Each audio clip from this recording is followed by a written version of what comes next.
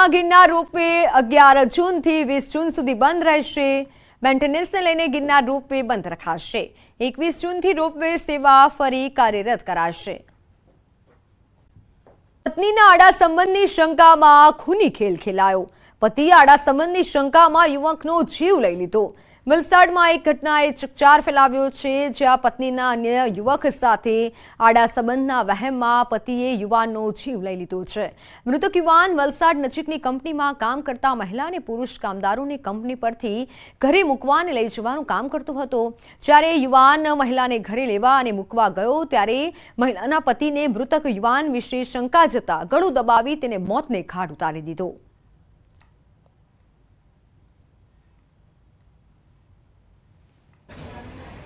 લોકોએ મને કીધું કે વાત કરવાની, તો મેં કીધું કે હા મને વાત કરાવો, તો એમણે મને એમની સાથે વાત કરાવી। પછી મેં એમને પૂછ્યું કે શું થયું, તો એમણે મને જવાબ આપ્યો કે મેં ખાલી વલસાડ આ બેનને આ સ્ત્રીને લઈ ગયેલો હતો, તો વલસાડ કામના માટે લઈ ગયેલો હતો અને મૂકવા આવ્યો એટલે એ લોકોએ મને પકડી લીધો છે। ને મેં પૂછ્યું કે કઈ જગ્યા પર, તો ગાડારિયા પેટ્રોલ પંપ પાસે છે, તું જલ્દી આવી જાય એવું મને કીધું। બસ એટલું જ કીધું અને ફોન કટ કરી દીધો। પેટ્રોલ પંપના લાગેલા સીસીટીવીમાં આ વસ્તુ ક્લિયર થઈ ગયેલી કે આ બે જણાએ એને ગાડીમાંથી ખેંચીને બહાર કાઢ્યો છે અને મારતા મારતા લઈ ગયા છે। જેકીને એવી શંકા હતી કે એની પત્ની સાથે આ મરણ જનાનું કોઈ લફરું છે અને એ દિવસે જ્યારે આ ધર્મેશ પોતાની ઇકો કારમાં આ બેનને ત્યાં ઉતારવા માટે ગયો ત્યારે એ બેન ઉતરતા હતા એ વખતે જેકીની શંકા જેથી દ્રઢ બની હતી અને એ શંકાના આધારે આ હુમલો થયેલાનું હાલ સુધીમાં તપાસમાં ખુલેલું છે। એ બાબતે વધુ તપાસ કરતાં હાલમાં જેકી અને સંકેતને બંનેને અટક કરવામાં આવેલા છે અને વધુ તપાસમાં એ લોકોને રિમાન્ડ મેળવી આ બનાવ કઈ રીતે બન્યો, કોઈ કાવતરું હતું કેમ એ બાબતે જાણવા માટે હાલમાં વધુ તપાસ ચાલુ। ગોંડલના અનુસૂચિત જાતિ વિશે અભદ્ર ટિપ્પણીનો વિડીયો વાયરલ થયો છે। ગણેશ જાડેજાના વિવાદ અંગે ખાર રાખી આ વિડીયો બનાવ્યો છે। સિદ્ધરાજસિંહ ઝાલા નામના વ્યક્તિએ અભદ્ર ટિપ્પણી કરતો વિડીયો બનાવ્યો છે। સિદ્ધરાજસિંહ ઝાલા સામે ગોંડલમાં ગુનો દાખલ કરાયો છે। વિડીયો વાયરલ થતા પોલીસે તપાસ હાથ ધરી છે।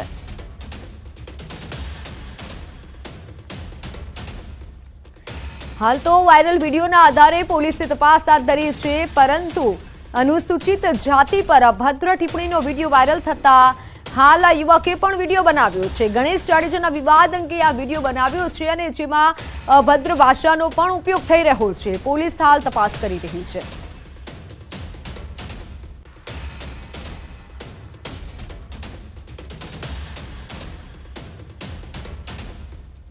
પણ તમે કઈ એવા ક્ષત્રિય સમાજમાંથી હાલાતો તું ભાઈ રાજીવ સોલંકી કે તું સંજય સોલંકી જે કાંઈ હોય હો, તો જુનાગઢ હોય કે જ્યાં કનો હોય અહીંયા નહોતું ભાઈ।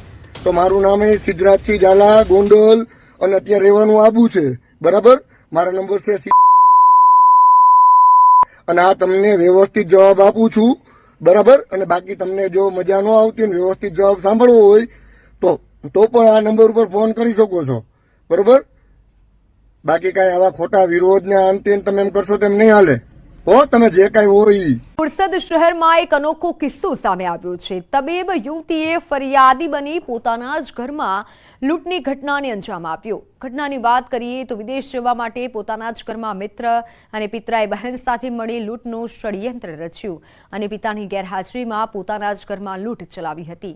મિત્રને ઘરમાં વાઈફાઈ ચેક કરવાના બહાને ઘરમાં પ્રવેશ આપ્યો, ત્યારબાદ ઘરની તિજોરીમાં મૂકેલ 24 લાખ ભરેલી બેગ લઈ ફરાર થઈ ગયો। પિતા સાથે યુવતી બોરસદ પોલીસમાં ફરિયાદ નોંધાવા ગઈ હતી। આખરે પોલીસે તપાસ કરતા સમગ્ર બાબતે ચોંકાવનારો ખુલાસો થયો હતો।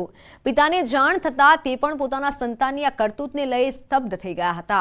હાલ પોલીસે તબીબ યુવતી, તેના મિત્ર અને પિતરાઈ બહેન સહિત 3 લોકોની અટકાયત કરી વધુ તપાસ હાથ ધરી છે। પિતાજીના સ્ટ્રિક્ટ વાતાવરણને કારણે તેણે પૈસા કોઈ પણ રીતે મેળવવા પ્રયત્ન કર્યો અને તેની એક ફઈની દીકરી છે એની મદદથી તેણે જે ઘેર પૈસા રાખેલા હતા, જે આશરે 24.50 લાખ જેટલા હતા, તે પૈસા લઈ અને કોઈ વ્યક્તિને પહોંચાડવા પાયલની મદદ લીધી। અંજારમાં 40 લાખના લૂંટના ગુનાનો ભેદ ઉકેલાયો છે। પોલીસે ગણતરીની કલાકોમાં જ ભેદ ઉકેલી નાખ્યો છે।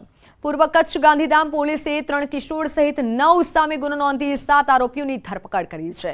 પોલીસના જણાવ્યા પ્રમાણે મહાવીર ડેવલપર્સ બહાર જાહેર રસ્તા પર લૂંટનો બનાવ બન્યો હતો. કર્મચારી દરરોજની જેમ ફરિયાદીની કારમાં 40 લાખ રોકડ મૂકવા ગયા હતા અને તે દરમિયાન બે બાઇક પર સવાર આવેલા શખ્સોએ છરી બતાવી રૂપિયાની 2 કાચકી ફરાર થઈ ગયા હતા અને જે બાદ તપાસમાં કર્મચારી પર શંકા જતા સમગ્ર ભાંડો ફૂટ્યો હતો.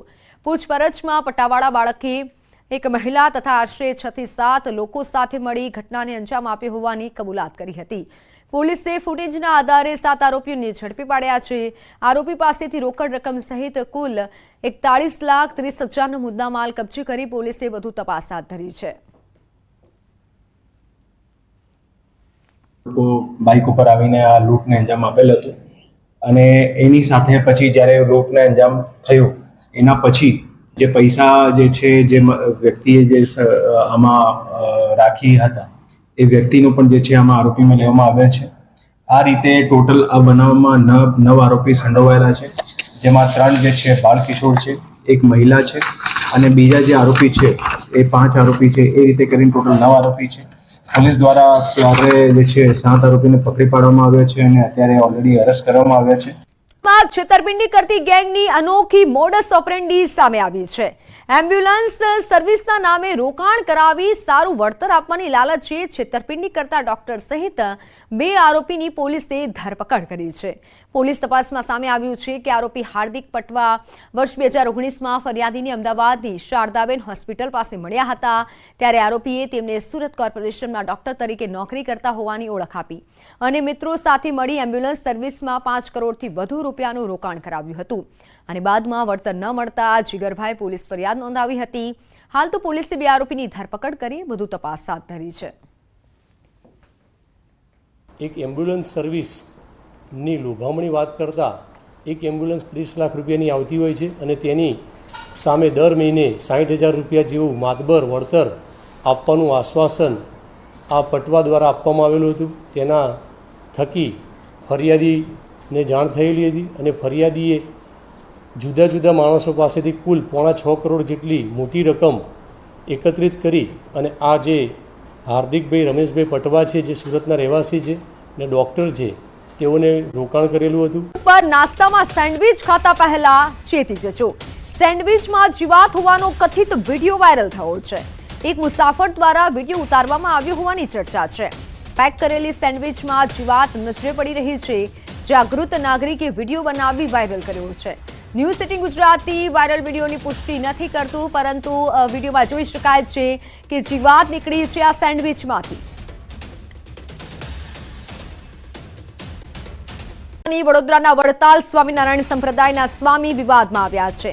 જગત પાવન સ્વામી સામે યુવતીને ફરિયાદ નોંધાવી છે. યુવતીએ દુષ્કર્મની ફરિયાદ નોંધાવી છે.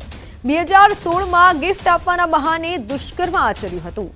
યુવતી સાથે ફોન પર અભદ્ર વાતચીત કરી હોવાનો પણ આરોપ છે. HP સ્વામી અને KP સ્વામી સામે પણ મદદગારીની ફરિયાદ છે. મહિલા પોલીસ મથકે યુવતીએ આ ફરિયાદ નોંધાવી છે. સ્વામીને કડક સજા આપવાની ફરિયાદની માંગ ઉઠી છે.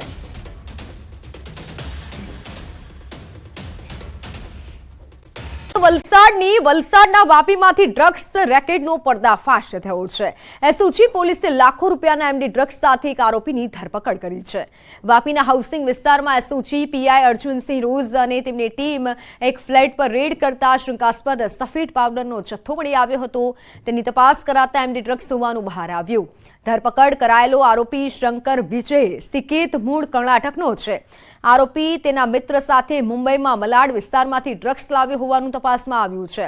જ્યારે પોલીસે આરોપી પાસેથી 5 લાખનું ડ્રગ્સ કબજે કર્યું છે અને સફીક અંસારી નામના એક આરોપીને વોન્ટેડ જાહેર કરી તેને ઝડપી લેવા પ્રયાસ હાથ ધર્યા છે. ન્યૂ હાઉસિંગ સોસાયટી ખાતે રેડ કરતા એના ફ્લેટમાંથી 53.37 ગ્રામ MD એટલે કે મેટાફાઇન જે ડ્રગ્સના સેગમેન્ટમાં આવે છે એનો જથ્થો પકડ્યો. તેમજ ત્યાં 11 ખાલી થેલી ઝીપર બેગ એ પણ લીધી અને 2 વજન કાંટા જેને મેં જપ્ત કર્યા. દ્વારકાના વરવાડા દરિયા કિનારે કરોડોનો ચરસનો જથ્થો મળી આવ્યો છે. રૂપિયા 16 કરોડની કિંમતનો ચરસનો જથ્થો મળી આવ્યો છે. બિનવારસી હાલતમાં ચરસનો જથ્થો પકડાયો છે. વરવાડા દરિયા કિનારા સુધી 30 પેકેટ ચરસનો જથ્થો મળી આવ્યો છે.